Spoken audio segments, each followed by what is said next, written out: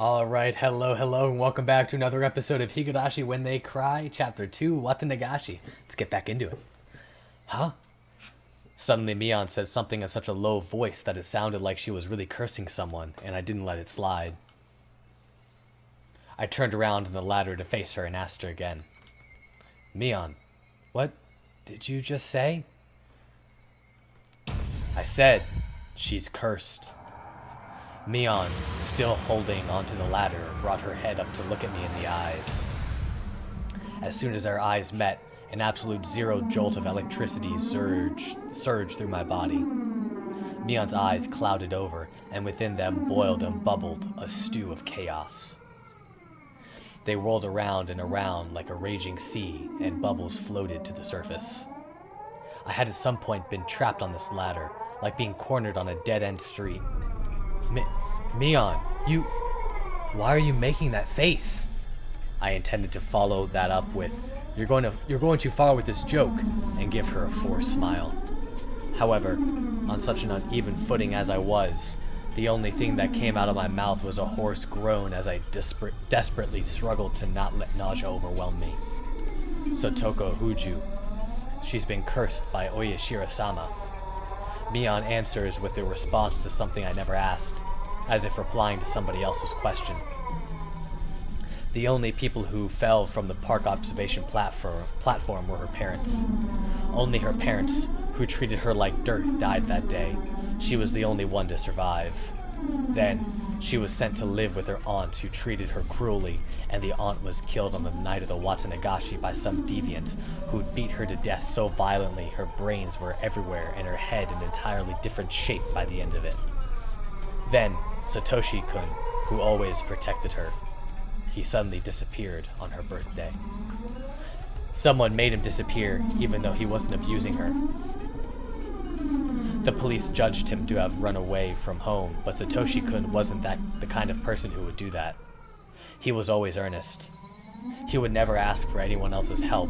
He would always drag himself through everything with hard work alone. He worked so hard he nearly ground his bones into dust, all for his one and only little sister, and yet someone made him disappear. She was the only thing he'd lived for, and yet someone made him disappear. Poor Satoshi-kun. He was never rewarded, that Satoshi-kun. How ungrateful that child is. She is cursed. All who get near her suffer the same fate. The curse kills them, or the curse makes them disappear. She cannot have any relief. She cannot have any relief. It's probably Sotoko's fault that Rika-chan disappeared too. It has to be. It has to be. It has to be. It has to be. It has to be. It has to be. It has to be. It has to be. It has to be. It has to. It has to. It has to. Has to. Mion was mumbling words over and over that were no longer coherent. Her shoulders were trembling so hard that I could feel it through the ladder. I almost lost my footing, which made me realize just how far away the ground really was. Calm down, Mion. I don't know what you're talking about. I wasn't sure if she even heard me. Mion rocked back and forth, and that rocking and trembling was becoming even more violent. Help me. The ladder, it's falling. Help me. Help! Just then, I heard the sound of many people running towards us. Oh, hey! Over here! I very nearly said help me outright. 4 or 5 adults, led by Reina, ran over here with flashlights. Keiichi-kun, Mi-chan, sorry I took so long. I borrowed the key. Oh, nice one. Seems all the windows and doors are perfectly sealed. I was getting worried. When I heard Mion talking like nothing had just happened, I again felt a chill run through me. The person currently holding the ladder in place, it was definitely Mion. It was the real Mion Sonozaki. Then, the person muttering to themselves, just a few seconds ago, who was that? The person who was mumbling about terrible things like curses. Who was that? I jumped down from the ladder as if running away before Mion turned into that person who wasn't Mion a second time. The adults tried a few different keys on the key ring as they tried to open the big shutter on the first floor. Rika-chan's house used to be a disaster shelter for the town council, so the key to the shutter is still kept in the mayor's house. It's Rika-chan and Sotoko's private residence now, though. Well, this is on Rika-chan's property anyway. Nobody complains about it. Mion gave me a smile as she said that. I, however, could only return her gaze with an aghast expression. Mion was acting all too normal now, but that only contrasted all the more sharply with her earlier un-Mion-like creepiness. Bang! Bam! Clatter, clatter! Bang! The shutter opened up for the first time in a very long while. Reina located the light switch and wasted no time going inside. I followed her in. Rika-chan! Satoko-chan! If you're here, say something! We climbed a narrow staircase. It had looked like nothing more than a warehouse, but now that I was inside, I could feel how lived in it was. It was a person's home. Somehow, the scent of the two of them filled the place. This was definitely where Rika-chan and Satoko lived. The first floor doubled as a town assembly warehouse, but the second floor was a space entirely for living. Just like a one-room apartment, past the kitchen was a living room taking up about 150 square feet. Dressers, cupboards, and the like were packed into the space, and in the corner there was a huge pile of clothes that appeared to have just been taken in from drying outside. In the center of the living room was a fold-up table, and on it were small containers for things like soy sauce and salad dressing. The sense of a frugal lifestyle drifted from all of it. It was strange that they weren't here in the middle of the night like this. The adults, climbing the stairs one at a time, began to make a fuss and talk amongst themselves. So? Not here? Yeah, they're not here. This is definitely weird. The village had just been thrown into chaos yesterday because of the mayor's disappearance. Then today, even Rika-chan and Satoko had... Were they out playing somewhere together? That can't be. The bicycles aren't here, though. Where would they have gone so late at night? Have they just not come back yet? Where did they go? The adults put forth various possibilities, and the house immediately devolved into a state of confusion. Eventually, Mion settled them down. I don't want to believe it, but the mayor, Kimiyoshi, disappeared yesterday. We can't say that this is unrelated. The adults' faces paled at Mion's declaration. Mine and Reina's did as well. Let's see. They could have gone nearby for some tea or something, then accidentally fallen asleep. Whoever invited them might just not be able to wake them up at all, too. Let's eliminate that possibility first. Makino-san, please go around to the houses near the stream. Keitaru-san, go look near Oyaja Lake. How do you pronounce that? Okamura-san, you... Mion promptly gave directions to the villagers. The adults followed them without hesitation, despite her age. We'll remain here and call up anyone we can think of on the phone. Okay, everyone, you have your orders. Got it! The adults all roared in reply and pounded back down the stairs below. Wow, Mi-chan, you're not only chairperson of the school, but Hinamizawa too. No time for jokes. Hey, step aside. This old man is using the phone. Mion grinned proudly, took the receiver, and got started. Reina gave Mion a trusting look, considering her dependable for doing all of this.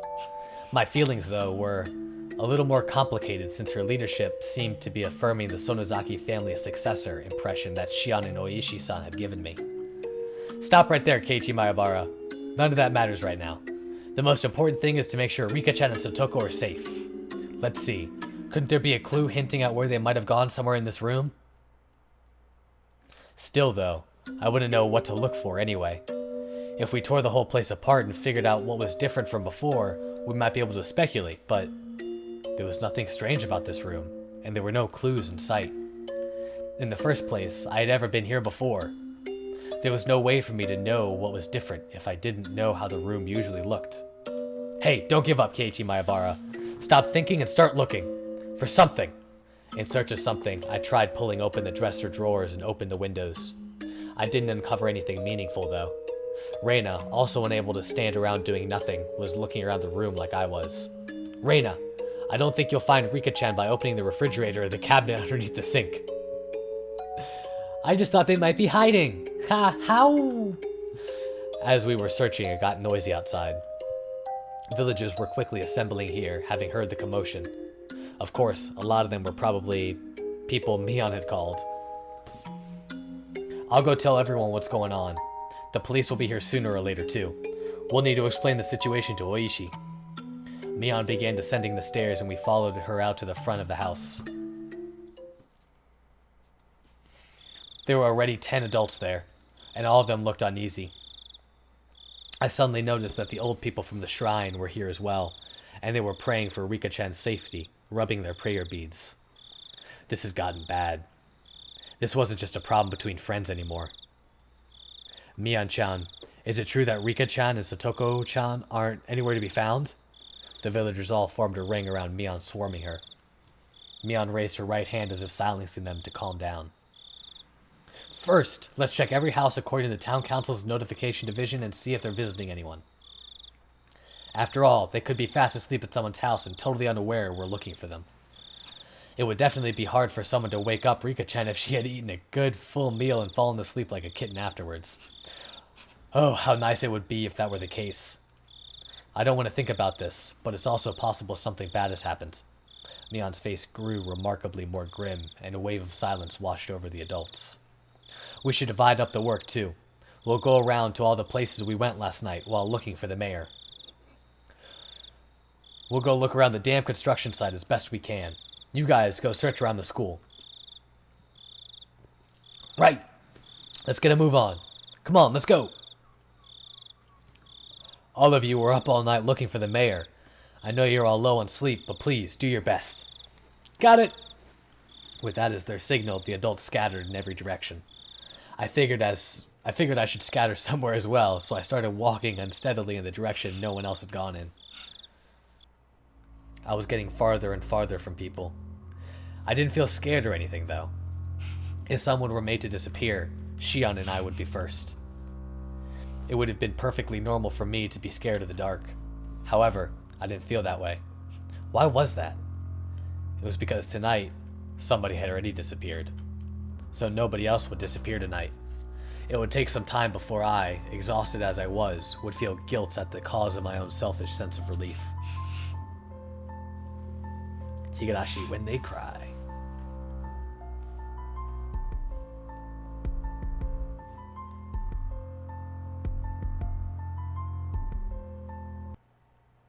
Suddenly, my vision cleared and a cold wind caressed my body. This was the hill from which you could see the whole village. Looking down from this hill, I could see lights on here and there, and knew that the entire village had awoken from its slumber. First, Takano-san and Tomitake-san, then the mayor, and now even Rika-chan and Satoko had been sacrificed, and word of it was spreading everywhere. The strength in my knees left me. This could no longer be a joke. We could have found them. Mion would have told me I was a worrywart. Reino would just be glad we did. And they would have smiled at me. My hopes disappeared as if I were awakening from a dream. That was what the view I could see was telling me. Following my knees, my arms both bent forward onto the ground. I clawed at it with my nails. I couldn't figure out if I was feeling sorrow or frustration. Ugh. Is this my fault? I couldn't endure the burden of my own sin, and I had just told Rika-chan about it. They had nothing to do with it, but Rika-chan and even Satoko had been sacrificed. It was like a cross that Shion and I would each have to bear the weight of until we ourselves were erased. Well, if I'm going that far, then the problem started long before that. My original sin of breaking taboo and entering the ritual storehouse without asking. I knew I shouldn't have gone in from there from the start, yet I lost out to cheap curiosity. I hadn't felt so angry at myself until this very moment. There was a crunching sound. I wasn't even interested in who made the noise, despondent as I was. Keiichi-kun! Keiichi-kun! Are you okay? It was Reina. Perhaps my clawing at the ground made it look as though I was having stomach pains. She ran over and rubbed my back, like she was trying to make me feel better.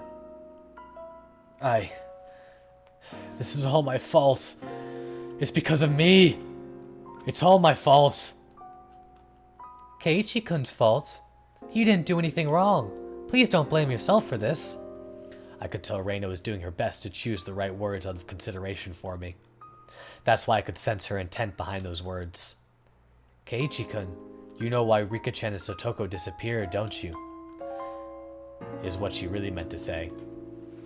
Because it was an emergency, Reina had ignored the reason why I wanted to make sure Rika-chan was safe, but now that we'd actually confirmed her disappearance, it was only natural Reina would start to wonder about why.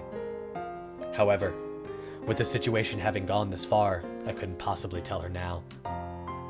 I didn't want to admit that Rika-chan and Sotoko had disappeared, but I couldn't let Reina disappear either. Keiichi-kun, if you stay out here in the wind, you'll catch a cold. Reina sat down, bringing her eyes level with mine. They told us that children should go back home to sleep.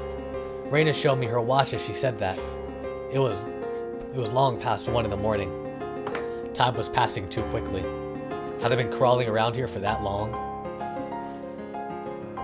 If we don't sleep soon, we'll have trouble getting up for school tomorrow. Even the adults are really worn out since they were up searching for the mayor last night too. They were saying they'd break up a little early tonight.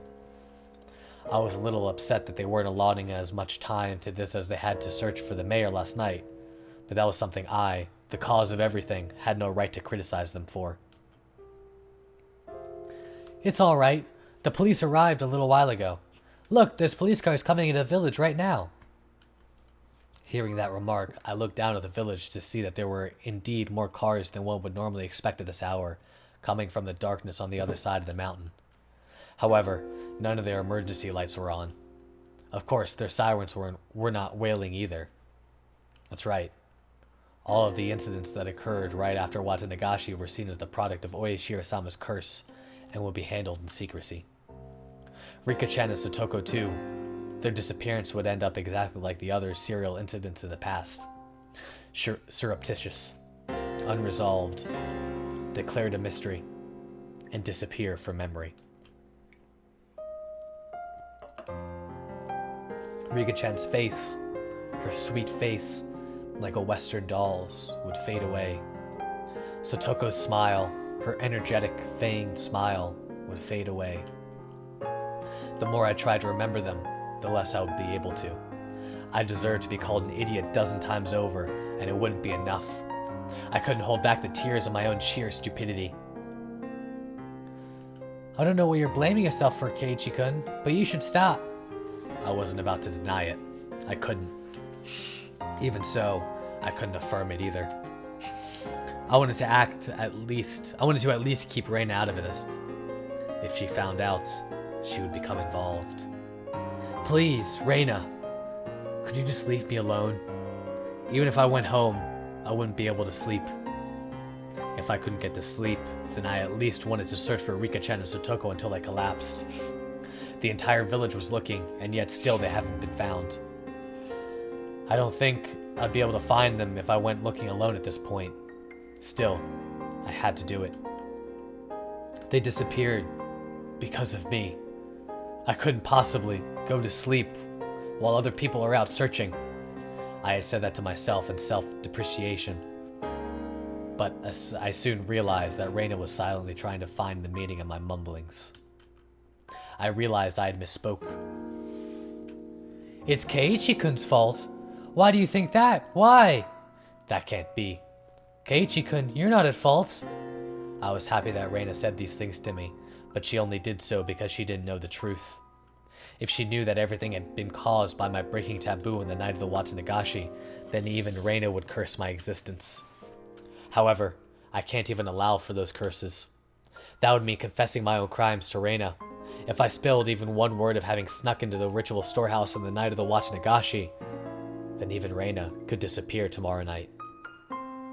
The gentle, spirited, always joking, always howling, but at a time like this, the most dependable person in the world, Reina might disappear. I don't want that. Anything but that. This time, I need to bear my own cross. Alone.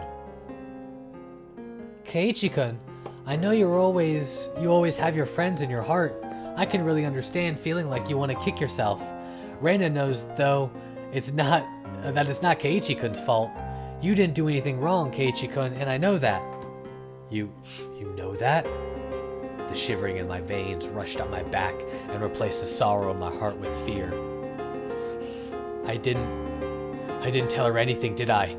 Maybe I accidentally said something that caused Reina to figure it out? This is bad. Now Reina will disappear. Reina will disappear. Reina will disappear. Then Reina, the same way I always did, grabbed my head and began to pet it roughly. Keiichi-kun, are you thinking that Reina might disappear now too? Because of Oyashiro-sama's curse? She puts more force into the hand rubbing my head. You don't need to worry about that. Reina isn't going anywhere. I promise. Why? How can you say that with such confidence? I mean, someone's been sacrificed every night so far. There was no proof that it wouldn't happen again tomorrow night. There was even less proof, after all, that the sacrifice wouldn't be Reina. I don't care who you are. Just please, if you're going to erase someone, erase me first. Please, stop cruelly getting rid of people we're close to, like the mayor for Shion and Rika-chan and Satoko for me. Shion's hysterical shouting came back to mind.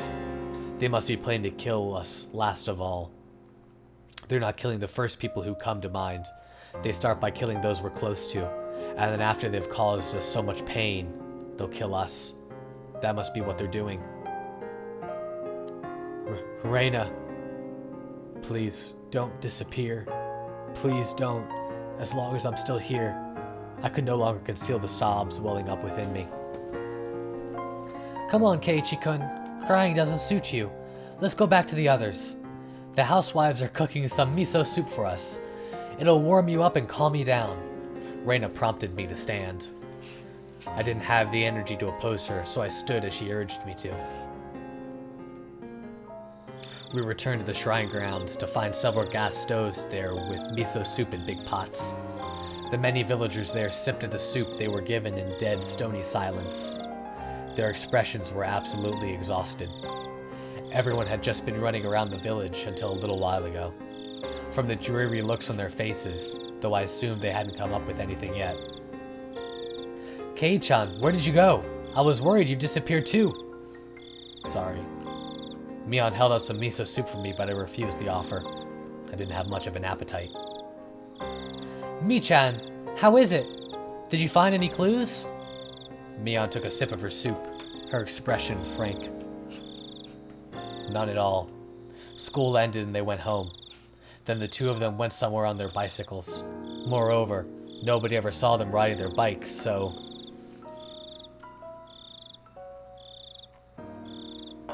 When it gets dark out in Hinamizawa, people quickly vanish from the streets.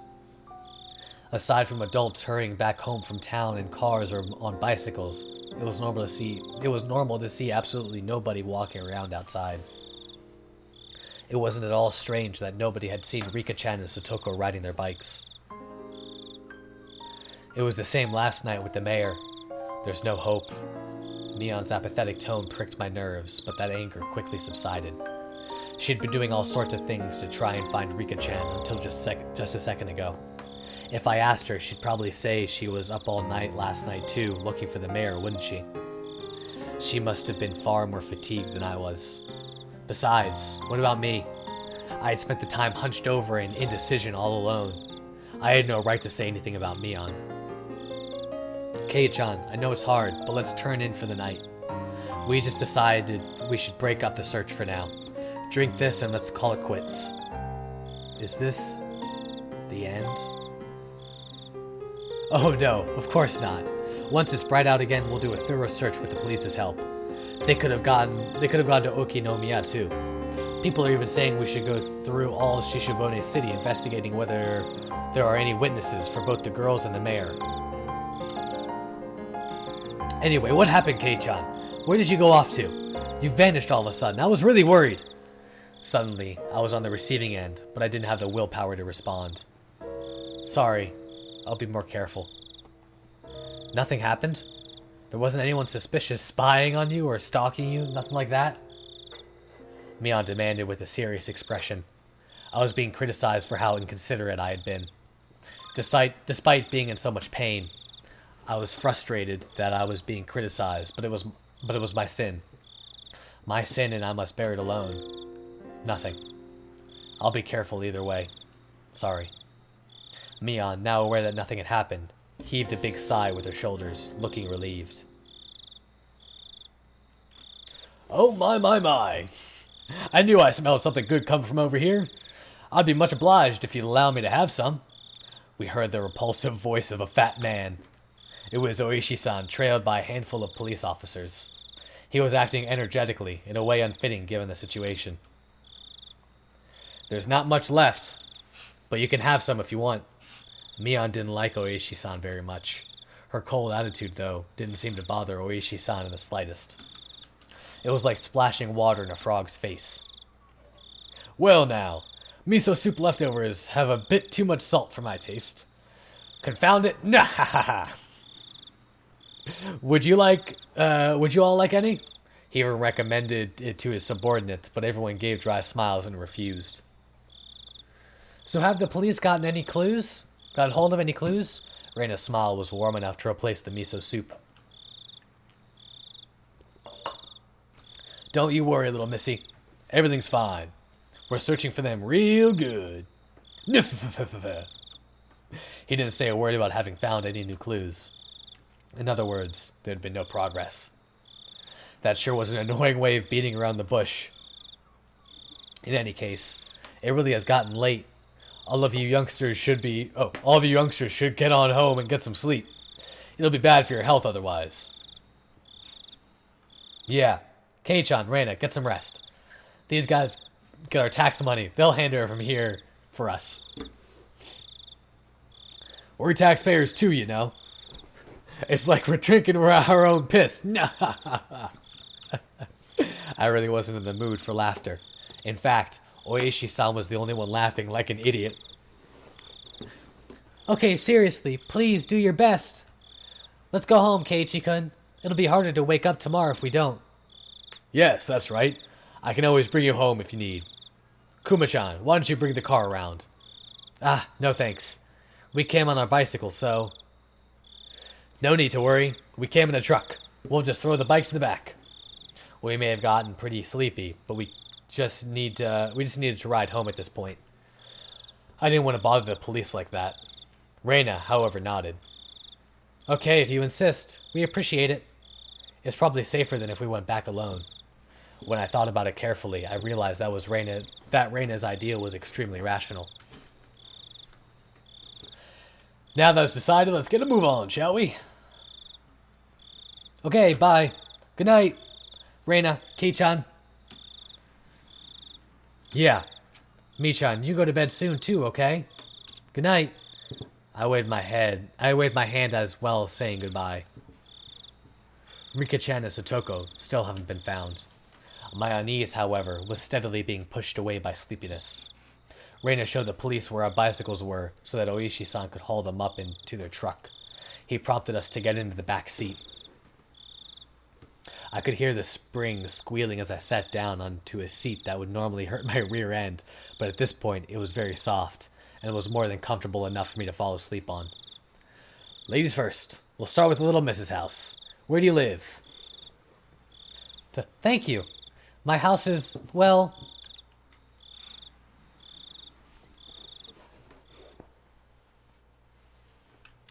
Reina's voice slowly grew distant. I felt myself being sucked into the void of sleep.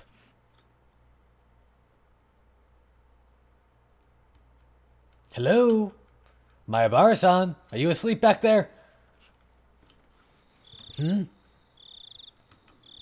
I came to, it was quiet. The car was parked. Oishi-san was giving me light slaps to the cheek. It didn't feel good at all, so I woke up immediately. Ah, I'm sorry, I just fell asleep. Something was being held right under my nose. A clump of metal? It was a can of coffee. It's lukewarm by now, but cafe au lait is good even at room temperature. Oh, thanks. I mechanically took the can and opened the pull top. The feeling of the warm, sweet liquid was going down my throat awakened my sleepy mind. When my drowsiness receded, I started wanting to know why the car was stopped, and why I was offered coffee. Oishi-san, who had been in the driver's seat, had at some point moved to the back. Suddenly, I had a very bad feeling about this. And with that, that's where I'm going to end this episode. Hope you guys have enjoyed. Thank you for liking, commenting, subscribing, and I will see you in the next one. Peace!